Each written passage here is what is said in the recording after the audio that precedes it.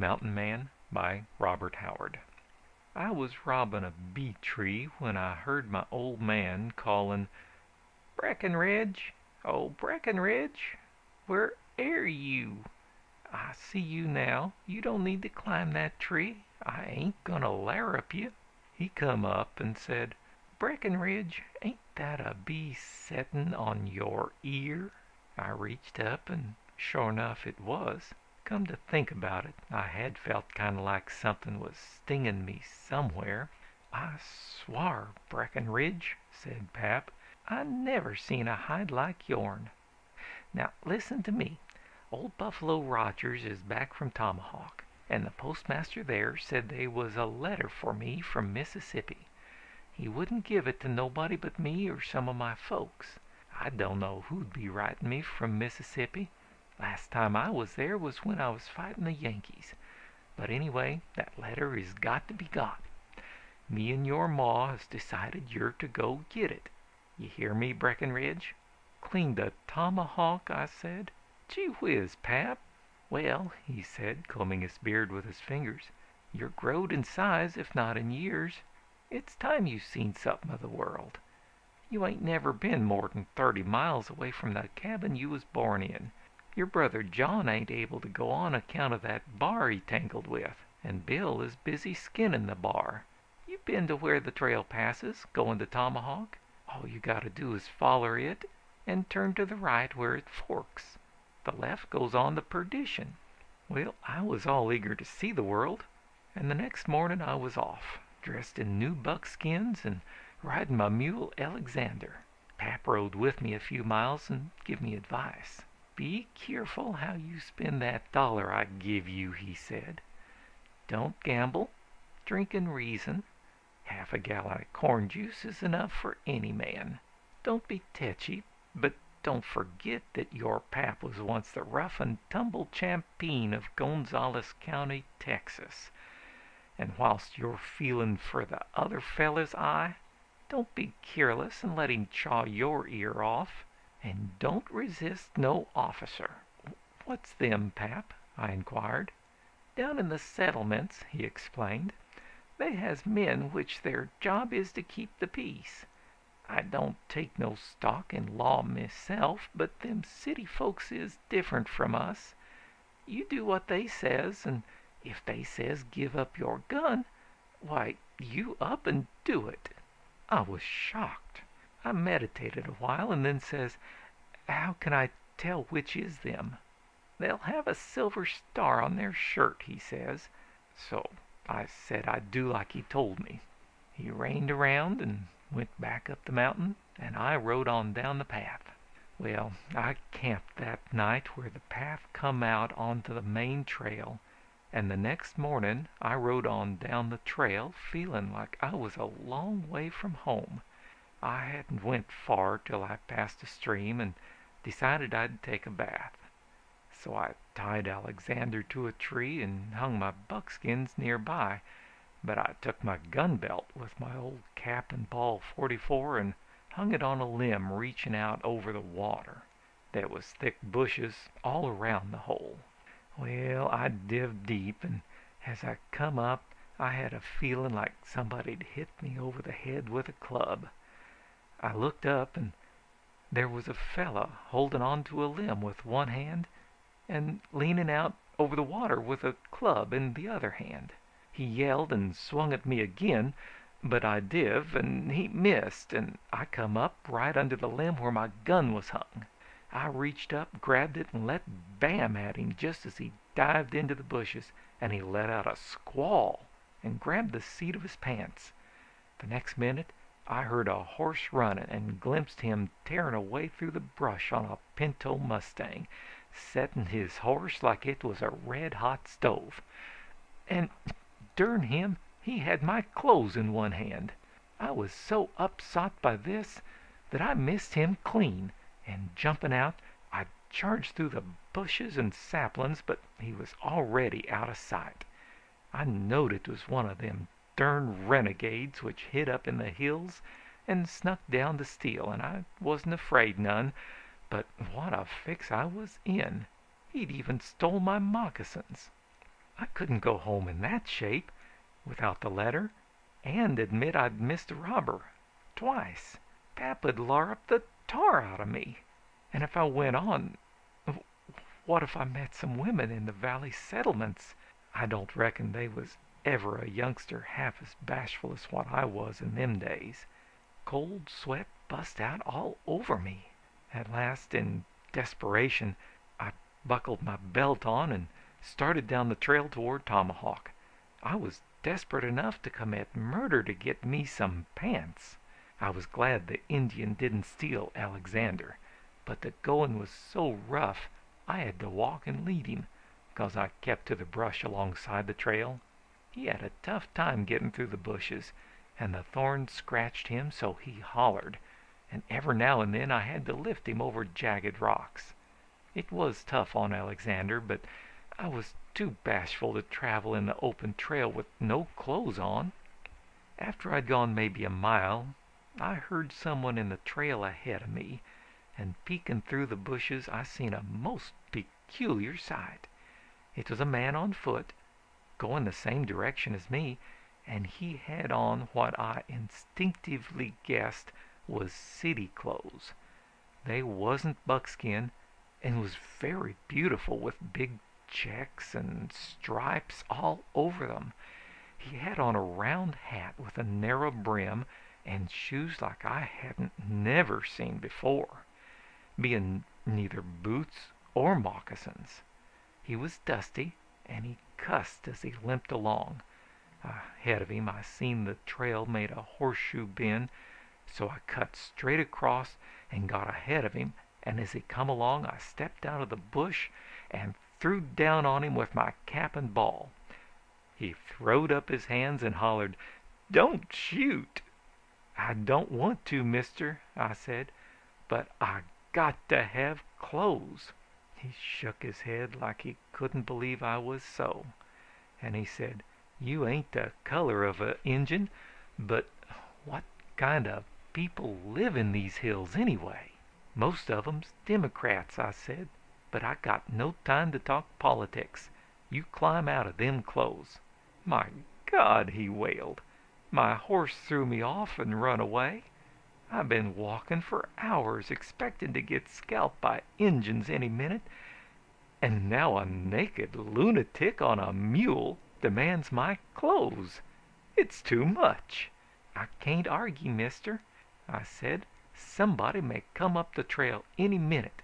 Hustle." So saying, I shot his hat off to encourage him. He gave a howl and shucked his duds in a hurry. "My underclothes, too?" he demanded, shivering, though it was very hot. "Is that what them things is?" I demanded, shocked. I never heard of a man wearing such womanish things. "The country's going to the dogs, just like Pap says. You better get going. Take my mule. When I get to where I can get some regular clothes, we'll swap back." He clumb up on Alexander kind of dubious and said to me, despairful, "Will you tell me one thing? How do I get to Tomahawk?" "Take the next turn to the right," I said, and just then Alexander turned his head and seen them underclothes on his back, and he gave a loud and ringing bray and sot sail down the trail at full speed, with the stranger hanging on with both hands.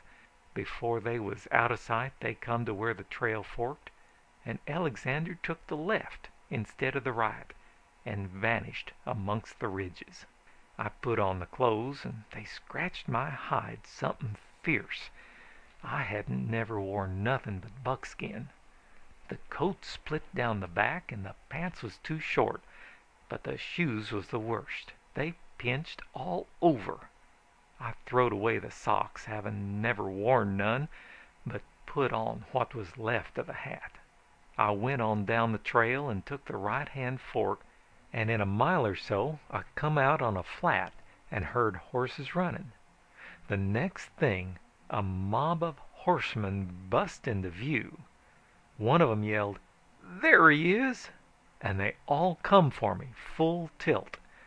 Instantly I decided that the stranger had got to Tomahawk after all, and set a posse onto me for stealing his clothes. So I left the trail and took out across the sage grass, and they all charged after me, yelling for me to stop. Well, them durned shoes pinched my feet so bad I couldn't hardly run. So after I'd run 500 or 600 yards, I perceived the horses were beginning to gain on me. So I wheeled with my cap and ball in my hand, but I was going so fast when I turned, them durned shoes slipped, and I went over backwards into some cactus just as I pulled the trigger. So I only knocked the hat off the first horseman. He yelled and pulled up his horse right over me nearly, and as I drawed another bead on him, I seen he had a bright shiny star on his shirt. I dropped my gun and stuck up my hands. They swarmed round me, cowboys from their looks. The man with the star dismounted and picked up my gun and cussed. "What did you lead us this chase through this heat and shoot at me for?" he demanded. "I didn't know you was an officer," I said. "Hell, McVeigh," said one of 'em, "you know how jumpy Tenderfeet is. Likely he thought we was sentries outlaws. Where's your horse?" "I ain't got none," I said. "Got away from you, Hank?" said McVeigh. "Well, climb up behind Kirby here. Let's get going." To my astonishment, the sheriff stuck my gun back in the scabbard, and I clumb up behind Kirby, and away we went. Kirby kept telling me not to fall off, and it made me mad, but I said nothing. After an hour or so we come to a bunch of houses they said was Tomahawk. I got panicky when I saw all them houses and would have jumped down and run for the mountains, only I knowed they'd catch me with them durned pinchy shoes on. I hadn't never seen such houses before. They was made out of boards mostly, and some was 2 stories high. To the northwest and west the hills riz up a few hundred yards from the back of the houses, and on the other sides there was plains with brush and timber on 'em. "You boys ride into town and tell the folks that the shebang starts soon," said McVeigh. "Me and Kirby and Richards'll take him to the ring." I could see people milling around in the streets, and I never had no idea there was that many folks in the world. The sheriff and the other 2 fellows rode round the north end of the town and stopped at an old barn and told me to get off. So I did. We went in, and they had a kind of room fixed up in there with benches and a lot of towels and water buckets. The sheriff said, "This ain't much of a dressing room, but it'll have to do. Us boys don't know much about this game, but we'll second, good as we can. One thing, the other fella ain't got no manager or seconds neither. How do you feel?" "Fine," I said, "but I'm kind of hungry." "Go get him something, Richards," said the sheriff. "I didn't think they ate just before about," said Richards. "Oh, I reckon he knows what he's doing," said McVeigh. "Go on."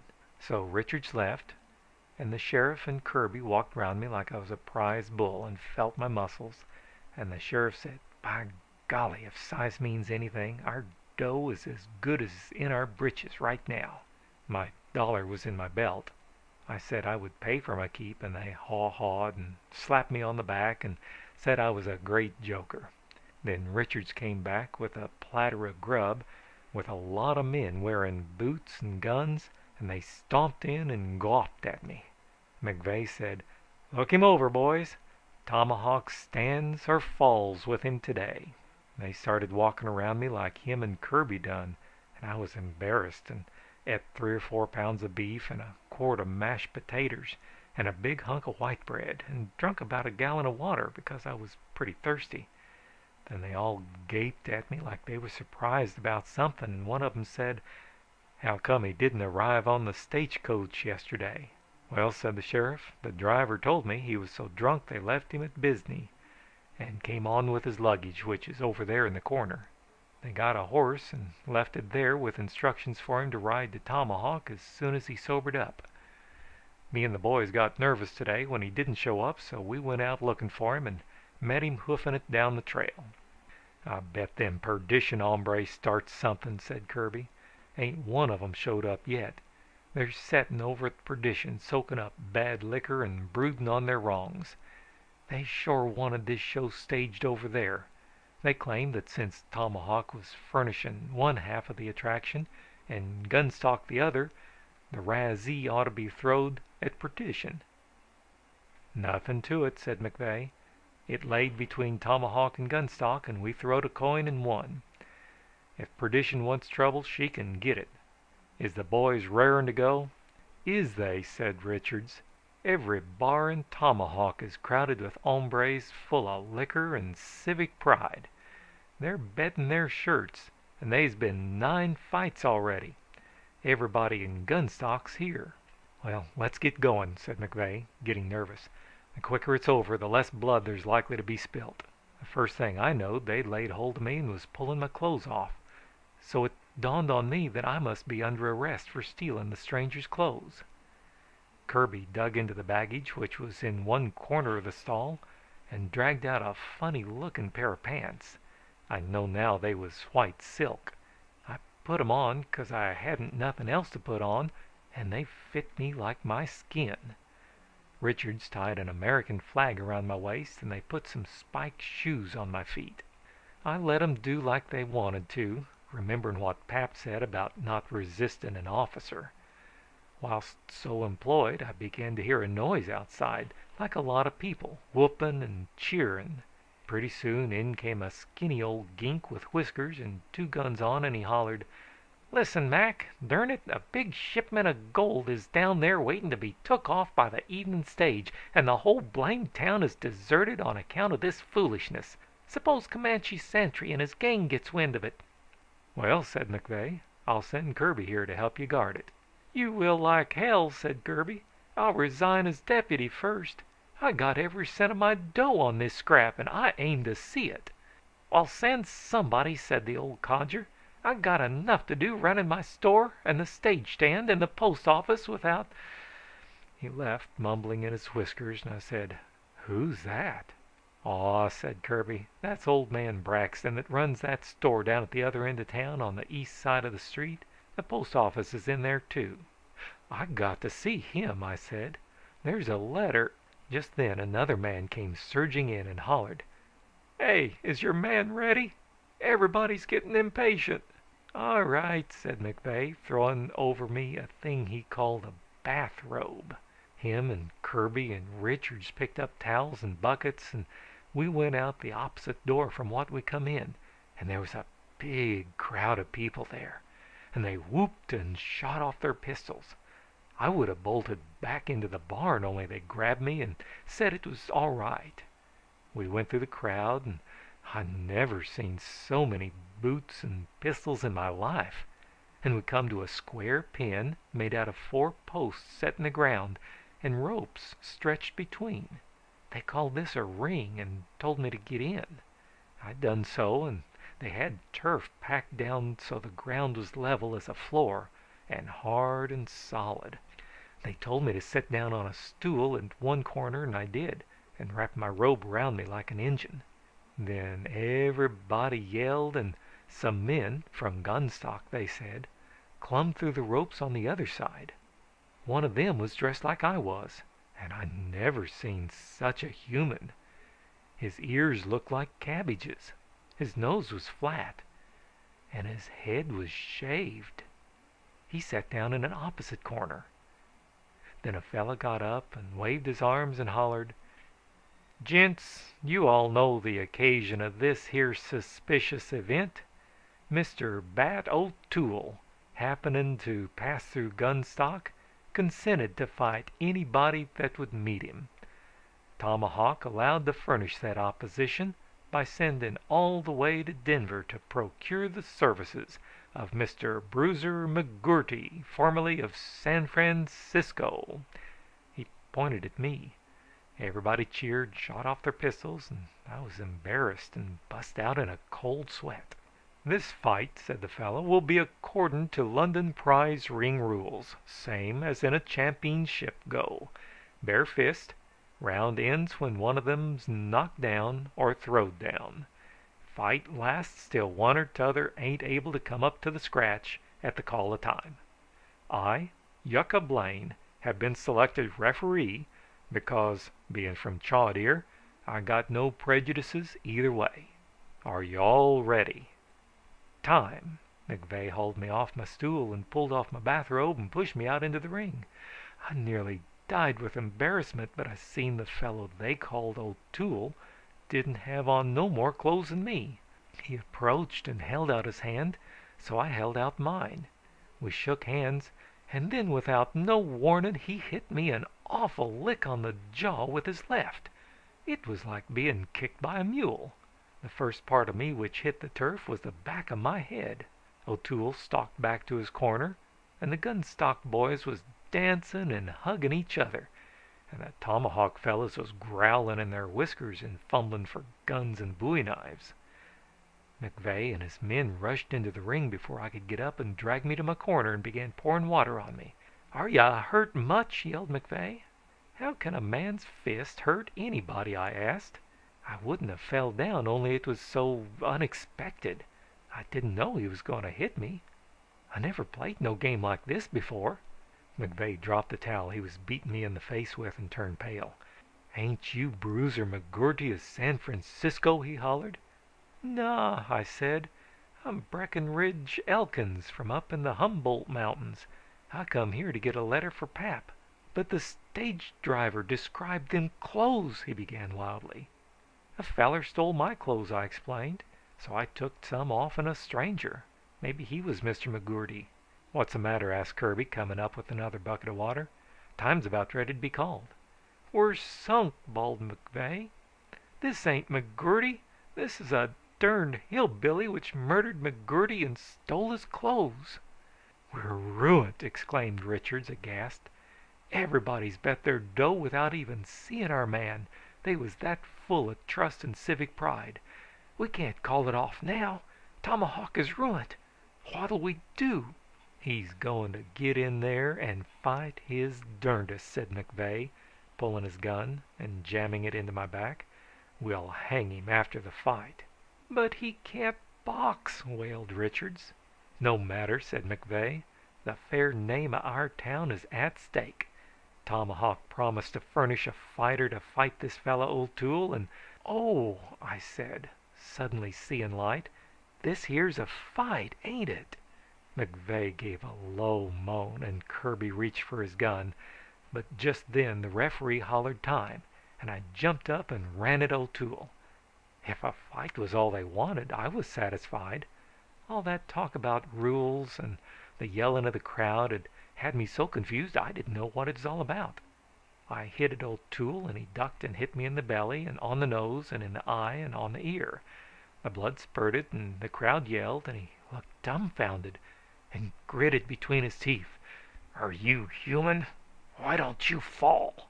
I spit out a mouthful of blood and got my hands on him and started chewing his ear, and he squalled like a catamount. Yucca run in and tried to pull me loose, and I gave him a slap under the ear, and he turned a somersault into the ropes.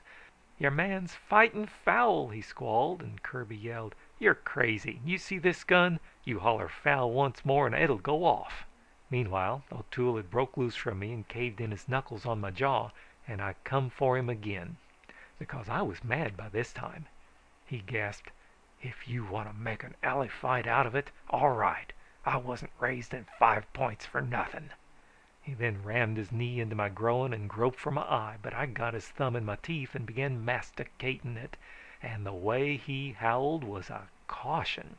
By this time the crowd was crazy, and I throwed O'Toole and began to stomp him when somebody let bang at me from the crowd, and the bullet cut my silk belt and my pants started to fall down. I grabbed him with both hands, and O'Toole riz and rushed at me, bloody and bellering. I didn't dare let go of my pants to defend myself, so I whirled and bent over and lashed out backwards with my right heel like a mule, and I caught him under the chin. He done a cartwheel in the air, his head hit the turf, and he bounced on over and landed on his back with his knees hooked over the lower rope. There wasn't no question about him being out. The only question was he dead? A great roar of "Foul!" went up from the gunstock men, and guns bristled all around the ring. The tomahawk men was cheering and yelling that I'd won fair and square, and the gunstock men was cussing and threatening me when someone hollered, "Leave it to the referee." Sure, said Kirby. He knows our man won fair, and if he don't say so, I'll blow his head off. That's a lie, bellowed a man from Gunstock. He knows it was foul, and if he says it wasn't, I'll carve his liver with this here bowie knife. At these words Yucca keeled over in a dead faint. Then a clatter of hoofs sounded above the din, and out of the timber that hid the trail from the east a gang of horsemen rode at a run. Everyone whirled and yelled, "Look out! Here comes them perdition illegitimates!" Instantly 100 guns covered them, and McVeigh demanded, "Come ye in peace or in war?" "We come to unmask a fraud," roared a big man with a red bandana around his neck. "McGurty, come forth!" A familiar figure, now dressed in cowboy togs, pushed forward on my mule. "There he is!" the figure yelled, pointing at me. "That's the desperado which robbed me. Them's my tights he's got on." "What's this?" roared the crowd. "A darn fake!" bellowed the man with the red bandana. "This here is Bruiser McGurty." "Then who's he?" someone bawled, pointing at me. "My name's Breckenridge Elkins, and I can lick any man here," I roared, getting mad. I brandished my fists in defiance, but my britches started sliding down again, so I had to shut up and grab 'em. "Aha!" the man with the red bandana howled like a hyener. "He admits it. I don't know what the idea is, but these tomahawk polecats has double-crossed somebody. I trust that you jackasses from Gunstock realizes the blackness and hellishness of their hearts. This man McGurty rode into perdition a few hours ago in his unmentionables, astraddle of that there mule, and told us how he'd been held up and robbed and put on the wrong road. You skunks was too proud to stage this fight in perdition, but we ain't the men to see justice scorned with impunity. We brought McGurty here to show you you was being gypped by tomahawk. That man ain't no prize fighter. He's a highway robber." "These tomahawk coyotes has framed us," squalled a Gunstock man, going for his gun. "You're a liar!" roared Richards, bending a .45 barrel over his head. The next instant guns was crashing, knives was gleaming, and men was yelling blue murder. The Gunstock braves turned frothing on the tomahawk warriors, and the men from perdition, yelping with glee, pulled their guns and began fanning the crowd indiscriminately, which gave back their fire. McGurty gave a howl and fell down on Alexander's neck, gripping around it with both arms, and Alexander departed in a cloud of dust and smoke. I grabbed my gun belt, which McVeigh had hung over the post in my corner, and I headed for cover, holding on to my britches whilst the bullets hummed round me thick as bees. I wanted to take to the brush, but I remembered that blamed letter, so I headed for town. Behind me there rose a roar of banging guns and yelling men. Just as I got to the backs of the rows of buildings which lined the street, I run into something soft head on. It was McGurty, trying to escape on Alexander. He had hold of only one rein, and Alexander, evidently having circled one end of the town, was traveling in a circle and heading back where he started from. I was going so fast I couldn't stop, and I run right over Alexander, and all three of us went down in a heap. I jumped up, afraid Alexander was killed, but he scrambled up, snorting and trembling. And then McGurty weaved up, making funny noises. I poked my cap and ball into his belly. "Off with them pants!" I yelped. "My God!" he screamed. "Again? This is getting to be a habit." "Hustle!" I bellered. "You can have these scandals I got on now." He shucked his britches, grabbed them tights, and run like he was afeared I'd want his underwear too. I jerked on the pants, forked Alexander, and headed for the south end of town.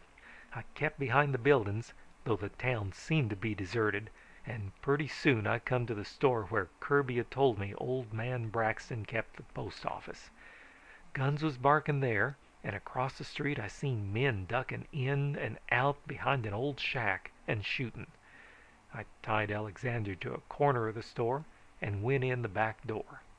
Up in the front part I seen old man Braxton kneeling behind some barrels with a .45 90, and he was shooting at the fellas in the shack across the street.